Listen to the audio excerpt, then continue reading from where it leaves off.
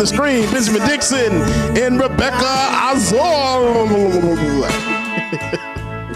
We weren't ready. We weren't ready. I see. But I am so happy to have Representative Renita Shannon on the show today. Georgia State Representative Renita Shannon is a Democrat who has served in the Georgia State House as a representative since 2017. She's originally from Florida, where I'm from. And on Monday, Republican lawmakers in Georgia have passed legislation that would roll back voting access. It would require a photo ID for absentee voting, limit the amount of time voters have to request an absentee ballot, restrict where ballot drop boxes could be located and where they could be accessed, and limit early voting hours on weekends. And to add to that, criminalize giving folks waiting in voting lines food and water. But on Monday, Representative Shannon vigorously opposed these ongoing attempts at voter suppression happening in Georgia right now. She said, in part, Republicans, we see your white supremacy. We will never get tired of fighting it. And most importantly, we will defeat it. Come on, let's take a look at her full speech. It's been said that these changes are needed because confidence in our elections was damaged after the November election. But my question is, damaged by who? Or damaged to who? There were simply not all of these questions about the integrity about voting by mail when it was mostly Republicans, largely white seniors, using this method. But now that black and brown voters have used vote to mail to show up in ways like they never have before, now there are questions about the integrity of vote by mail. It's pathetically obvious to anyone paying attention that when Trump lost the November election and Georgia flipped control of the U.S. Senate to Democrats shortly after, Republicans got the message that they were in a political death spiral, and now they are doing anything they can to silence the voices of black and brown voters specifically because they largely powered these wins. Republicans, we saw you elect Trump to the presidency of the United States. Then you ran him for re-election, and then when he lost, you spent months trying to invalidate the votes from places where mostly black and brown voters showed up and showed out against your candidate. House Bill 531 is just another attempt to silence these voters, maintain minority rule, and that's just not democracy. So, in closing, we see your white supremacy, we will never get tired of fighting it, and most importantly, we will defeat it. I yield the well. That's it. That's a word. Representative Shannon, that is very much a word. Could you talk about the voter suppression happening in here in Georgia and how you stood there on the floor and said what you did what had to be done that day? Yeah. But could you talk about what pushed you to that moment? Yeah. Oh, sure. Well, a few things. Since I came into the House in 2017, I've served on the Governmental Affairs Committee, and that deals with election law. And every single year I've seen Republicans put through voter suppression bills. So they've been at it for a long time. And it's so clear what they are doing. And because of the amount of respectability politics in the chamber, where people don't want to call out Republicans for their racism and talk about the animus behind a lot of the bills, you know, that's something that I'm known for. And so I felt like this was the perfect time to really talk about the culmination of what's been going on with the types of bills that they've been trying to pass. The reality is they are always talking about local control. You can walk in the chamber and say it's Monday, and they will say only if a local government says it's Monday. And now we're seeing lately that they are finding all these ways for the state to take over local governments. And they say, well, we have to take over when local governments get out of control. But the question is, what determines when a local government gets out of control? Is it when the demographics get out of control? Because that's what I'm seeing. So we're having more black and brown mayors, more folks of color getting elected to local governments, and you're seeing Republicans come with bill after bill after bill to take away that power and keep it with the state, which is all Republican control, which is mostly a party of just white men. Yeah, And you said as much on the floor. You called it for what it was, white supremacy. And when these methods of voting worked perfectly fine for older white people, they were perfectly fine with these methods. And now there's a concerted effort by, and not just in Georgia, mind you, it's, and I know you know this, but for the audience's sake, this is starting to spread around the country. And so their reaction to Black people using the democratic process and the tools at our disposal is to rip those tools away from us. Is there anybody else who's calling this for what it is? Like, this is a blatant attack of white supremacy on the voting rights, particularly of Black people in Georgia. Like you said, they've been doing this for a minute. They suppressed Brian Kemp. That's how he got to the governor's mansion. And so they're going to keep doing this. Is there anybody else on our side who is calling it for what it is? And what is the strategy to actually push back against it?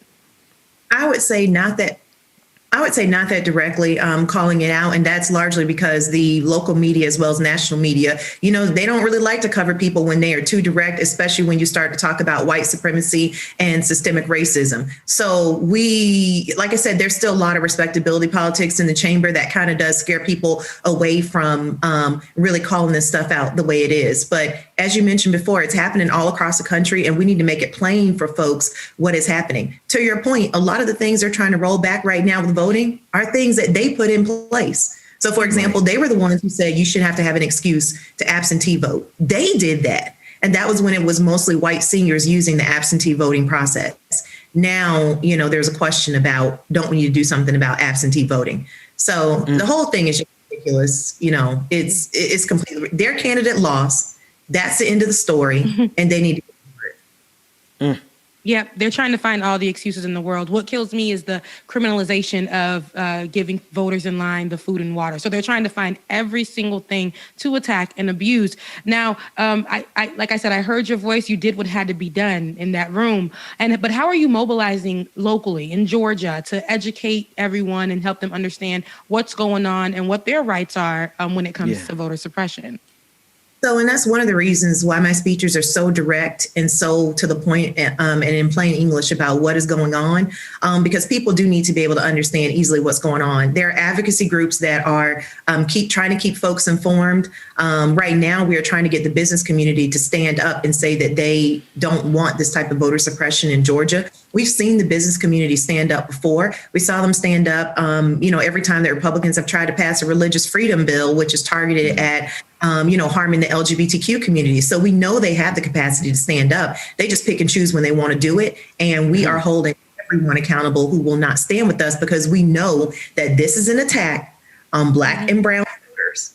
And if you do not stay in the gap with us right now, we will remember this. We have a very long memory, and we will remember it. And I'll be one of those that will continue to talk about it. Absolutely. You look at the unfortunate nature of the politics here in Georgia right now. Republicans control the state house, the state senate, as well as the governor's seat. What do you feel in terms of the likelihood of this passing all the way, or being signed into law rather? And then what do we do afterwards? Because Republicans, they have no compunction whatsoever. They have no regard for hypocrisy. They don't care how it looks. They don't care if they play for keeps. And so if they have to burn everything down to get this legislation through, they will. So how do we respond?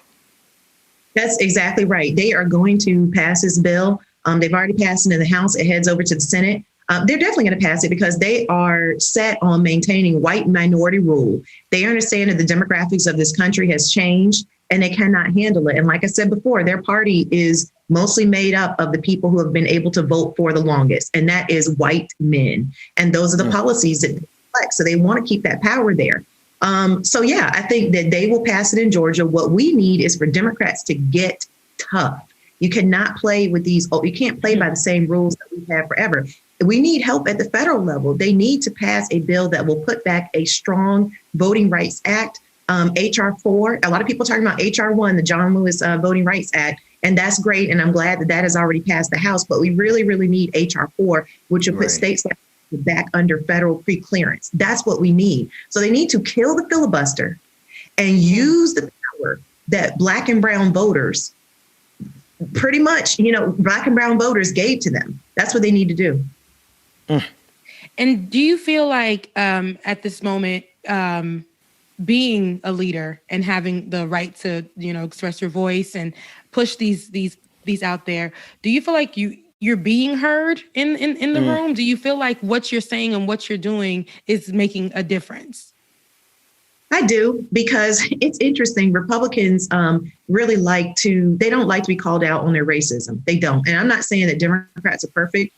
Racism is bipartisan. So I'm not saying, there's no racism on the Democratic side. But what I am saying is Republicans go out of their way to be grossly racist when it comes to anything having to do with Black and brown voters. And they don't like to be called out on that. Again, it's the respectability politics, that culture, keeping that in place where you shouldn't really talk about that. They don't even want you to say Republican in the chamber.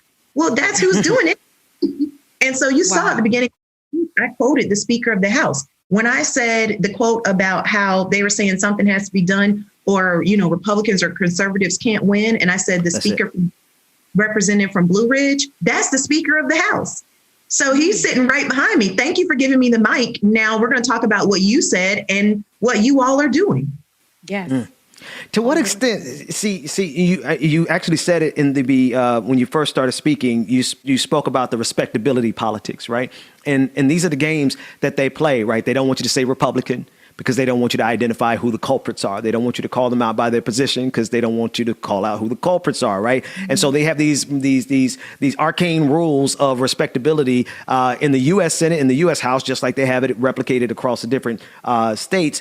To what extent is breaking through that actually a part of the strategy, right? So calling them out is one thing, and it's meaningful, but does it have the impact, or can it even break through all of that respectability that is a way of keeping these things? And I just want to highlight it with one more thing before you answer.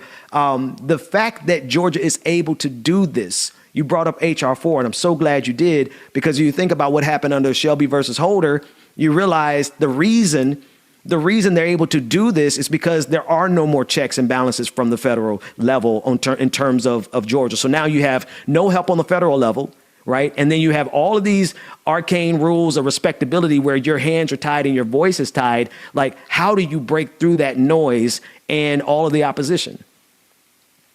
Well, I think it's a few things. I think it has to start with elections. Black and brown people, please stop electing people who are afraid to say Black and brown and talk about systemic racism apologetically in their campaigns. Confidence does not increase after you get elected. It's very difficult because you're in a chamber where people do not want you to be speaking up.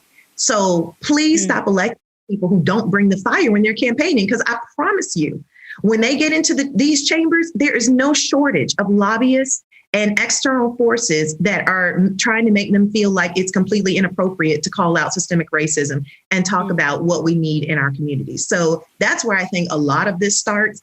To your point about breaking the rules, I mean, I came from community organizing before being elected in my personal time. And, there's been times where I've certainly broken the rules, and I don't regret it. When Georgia tried to pass a bill to outlaw abortion, I said, I'm not going to let them just pass this like some tax bill nobody cares about. I went down to the well. We don't have filibuster, but I intentionally spoke so long that I forced the speaker to physically remove me from the well. So, the thing is that we have got to continue to elect people who understand that these bills that are being passed are not just words on a paper. These bills have impact on people's lives, particularly Black and brown folks. And if you are not looking at all that you do in that way as an elected official, then people are really going to get hurt by policy. So that's what it boils down to. You said something. You said that you were before this, you came from community organizing. Yeah. And I know that on Twitter, I see people saying, hey, I was, walking by while you guys were out there, making your voices heard. Was that you, Representative Shannon? And you was like, that was me. So this is something that you've been doing. And so what can we expect from you moving forward? After this whole thing, are you going to be continuing the organizing, continuing educating your community? What can we expect from you? Oh, sure. I always tell people that I only ran because of the issues, and I only stayed because of the issues. The person who was in the seat before me was a slightly conservative Democrat, very, very nice guy. But he was not out and unapologetic about really making the change that we need to see for Black and brown communities. And it was interesting because his dad actually was Grady on Sanford and Son. I love that show. Oh, wow. Yeah. I had never run for public office before, and this is a majority Black district that I represent. And I was just like, we have to have people who are unafraid to talk about our issues. And so the thing is that I took my community organizing experience along with my business experience, which is what I was doing for a career, business development before being elected, put that together, ran against him and was able to unseat him. And I ran as a strong progressive, talking about issues that we care about, like police accountability, voting rights, things like that. So for me, it would be a continuation of talking about the issues in a very direct way that keeps people engaged and people know that they can expect the direct truth from me. Yes. And I have one more question. I don't want to hold you too much longer, but like you keep hitting it dead at center mass, right? Like, it doesn't mean that these old politicians or even some of these young politicians who pick up respectability politics, particularly from the Black community, doesn't mean that they're bad people. Mm-hmm. But to me, it feels like they're unequipped for the times. That's because right. Republicans ain't playing, they playing for keeps, right? That's right. And so my question to you would be, how would you advise this next generation of leadership to be able to get in these spaces speaking truth to power? Because there's a huge, like, we don't only deal with respectability politics from white supremacy and white supremacists and racists. The biggest impediment to this is oftentimes from the Black community who don't want us out here speaking the way that we speak. Could you speak to that real quick? Yeah, but you know what? We've seen the difference. And when you look at the folks who led Black Lives Matter, who continue to lead it, folks my age respect and appreciate all that has been done before us, but we understand that in this time, something different is needed. And so I do think that it's time for us to pick up the torch and really be able to lead in this time. So people need to run campaigns, talk about the issues that they care about. And also, you know, if you don't want to run for office, make sure you reach out to your representative and let them know that you want them to bring the fire and really fight for them. Because a lot of this, I think, is, you know, constituents letting their elected officials know this is what we expect of you. And we are going to be watching to make sure that you are fighting for us as if you understand that this is the last, you know, grip. This is the last breath of white supremacy we are trying to dismantle in government. And we want you to bring that fire. And so, I mean, that's really a lot of it. Amen. This was a really good. I'm so glad that I was introduced to you. And, you know, thank you to our viewers who do give us good, you know, insight and saying, hey, you need to interview this woman or whoever. And they brought us to you and they got us connected. And is there any way that you want or let our followers and our viewers know how they can find you and where they can follow you on social media? Sure. Well, I want to say I have been following the work of both of you for a while. So I really am honored to be here. Happy to come back anytime, but thank you for having me. I am on Instagram, Twitter, and Facebook at Renita Shannon. So that's 2 T's and Renita. Please, please, please, everybody, help us push at the federal level to get in place a serious Voting Rights Act, because we really need the help and we can't do it without that. That's it. Well, Representative Shannon, you just made me blush. Like, you've been following our work for real. That made me feel good. Thank you so much. I blush too. I'm not gonna lie. As much as I can blush, I blush. Thank you so much. It's one big community, but then, you know, I'm so happy that we're connecting the dots and getting with each other. Ben and I, who are here in Georgia, are definitely going to help and push that so that we can get these things moving forward. The more that we connect, the more that we can help each other out. Thank you once again, Representative Shannon. And we'll be right back, you guys, with more Like It or Not.